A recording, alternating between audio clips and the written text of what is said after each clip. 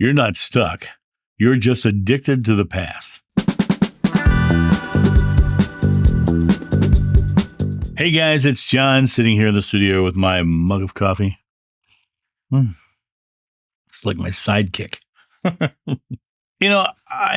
do a lot of sessions with people, and I keep hearing people tell me that they're stuck. They're stuck. But what if you're not actually stuck at all? What if you're just in a relationship with an older version of yourself? When people tell me that they're stuck in their job, their relationship, their spiritual journey, what they're usually stuck in is a memory. The experiences of their past with people, parents, bosses, friends, or experiences of their life they've had with other people. But it always comes down to this idea of people feel stuck when they're repeating patterns of the subconscious mind. It's like trying to walk forward while dragging a suitcase full of old clothes, and you don't even wear those clothes anymore because they don't fit who you are now and who you are deciding to become.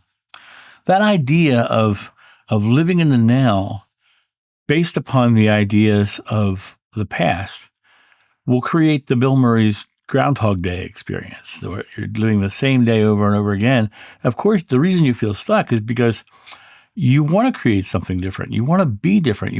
And people get on the line of, I'm at a crossroads in life. Well, that just means you're stuck, right? Because there is no path ahead. The path is being formed as you walk forward. And it's actually, the path is always the thing that shows up behind you. But you're the one who turns the path where you want it to go. You're the one who takes your life and directs it. There is nobody who you need to get permission from or be validated by to move forward into a better life and a better experience. We get addicted to a familiar identity, and I've used the analogy of a velvet cage before. We're very comfortable inside of our cage because we know the parameters of the cage and we know how to, live within that.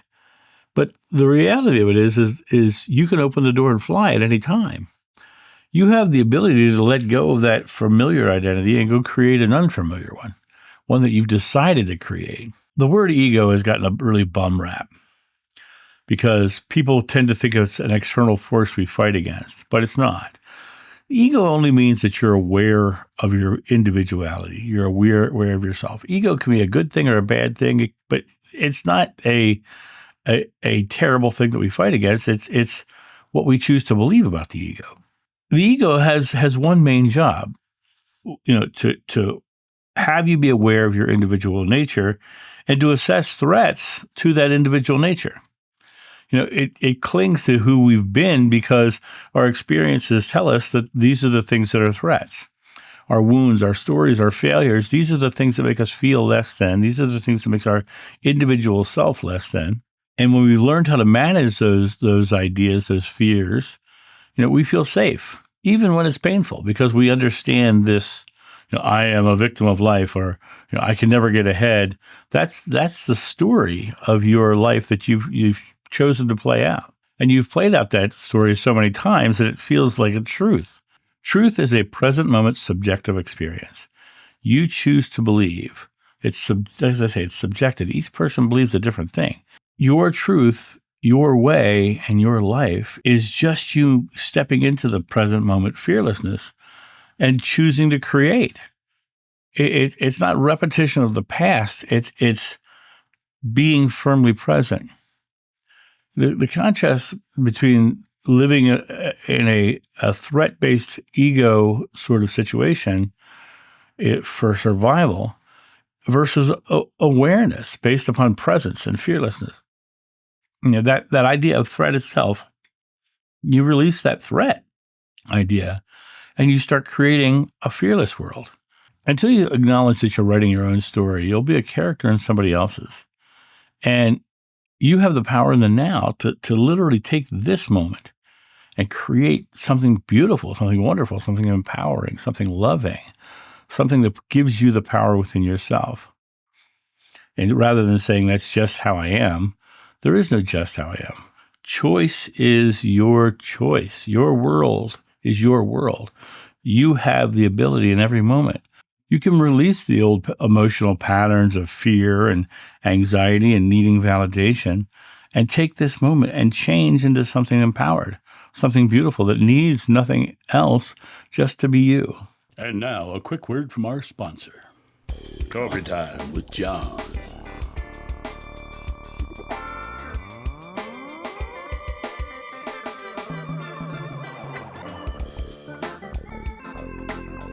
This channel runs off coffee, so get your coffee and tea at johnsjoe.com. That concept of blocked or stuck often is followed by the idea of I'm working on myself. Well, how long do you want to work on it? Do you want to be it or do you want to work on it? And Gandhi says, be the change you want to see in the world. A lot of spiritual people I know are in therapy or healing modes for decades. Why? Because they think the only way forward is by fixing what was. But the thing is, your experiences are like a river. They come to you, they come through you, and you experience them, and then they go behind you. And they're getting further and further away from your experience unless you're reaching back and trying to throw it back into your boat. Right? That idea of looking that way when you're trying to go forward, it comes back to that Robin Williams quote. They asked him to do a Mork and Mindy reunion, and he says, no, you don't look back if you want to go forward. Well, do you want to go forward or do you want to regurgitate the past? That's the question for you. Because back there, going back and trying to undo something that is undoable, the past is done. The future is substance waiting for your belief. And the beliefs are choices. But if you're choosing to have all your beliefs based upon the past that's trying to get further, you have put yourself into a struggle which stops forward momentum, which is what blocks you. Every moment is you have the power. You are the pinpoint of creation. And you have to let go of that past. Don't build altars to old pain. Build sunrises to create a beautiful world ahead of you. As you take this moment and you live fearlessly, then you realize the past doesn't need to be healed. It just needs to be released. You have to let the water go. You don't need to relive it. You need to expand beyond it. Let it go. Okay, I learned that lesson. It was just information. Now I'm moving forward. You can find amazing ways to change your life. I would start with just doing very simple things. The ego and that threat assessment makes us store air in our bodies because that's the fear response. That's the fight or flight response. Just don't think about what's going on in your life. Don't think about the experience of life. Just right here, without a story from your past, notice how you breathe. Are you breathing easily? Are you breathing in a way that allows air to flow to and from you without hindrance? It's in that understanding of that. If it's easy, then you're not afraid because fear causes a staggered breath because you're sucking more air in. And then your body suffers because your body's trying to hold air in. Ask yourself the simple question.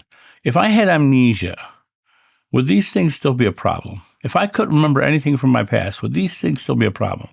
I'd be right here with no past because I have amnesia. And suddenly, I'm like, well, where do I want to go? What do I want to do? And you just start making choices.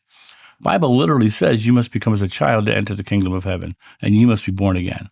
Both of these conditions are putting down the entire past and starting with a clean slate. Take a day and try not talking about your past. Take a day and only focus on the beautiful experiences of your life that you're creating. That's being present. Because the past is done and unchangeable, and the future is just waiting for you.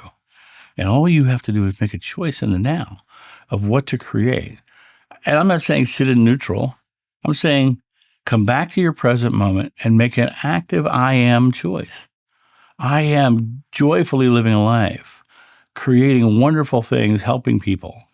That's a beautiful new narrative.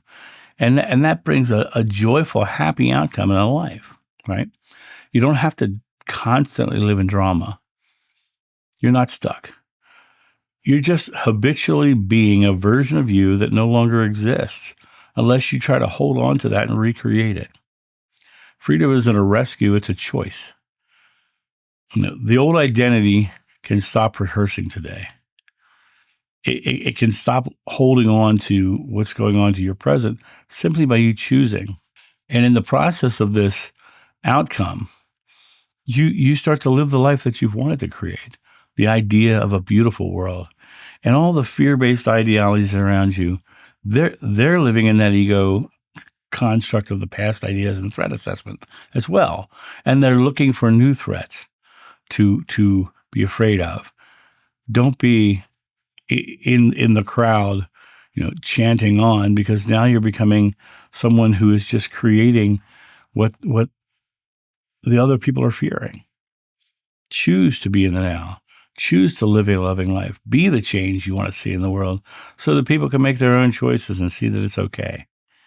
And that's my thought on this. You guys have a great day, and I'll talk to you soon. See you. Bye.